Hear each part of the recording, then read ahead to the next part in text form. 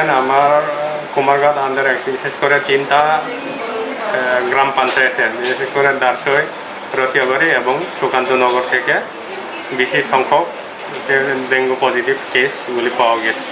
গত এই মাসের চলিত মাসের 2 তারিখে প্রথম কেসটি ধরা পড়ছিল, এটা দারসই গ্রামে। ঠিক, তবে এখন পর্যন্ত আমার সবার চিকিৎসা হয়ে গেছে এবং অনেকে সুস্থ হয়ে গেছে। বর্তমানে এখন গতকালকে 3 আজকে প্রায় 6 জনের মতন এখন চিকিৎসা চলছে। এখন পর্যন্ত কোনো মৃত্যু না। টোটাল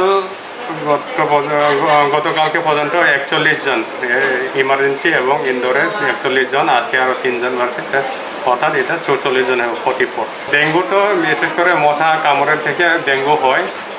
এটা এডিস মশা থেকে, এডিস মশা কামড়ের থেকে ডেঙ্গু হয়। তাই আমরা যে ব্যবস্থা অ্যাকশন যেটা নেওয়া হয়েছে, ঠিক যে দারসই থেকে যে কেসটি পাওয়া গেছে, ঠিক এই 1 সপ্তাহ আগে আমরা ডিডিটি স্প্রে করা হয়েছিল। কেসটা আমি বাইরে যাইতেছে এটাও বলবো না আমি, কিন্তু জ্বরের যে যতগুলি জ্বরের কেস আইতেছে, বিশেষ করে এই 3টি গ্রাম পঞ্চায়েত থেকে যারা বেশিভাবে জ্বর আইতেছে, এটা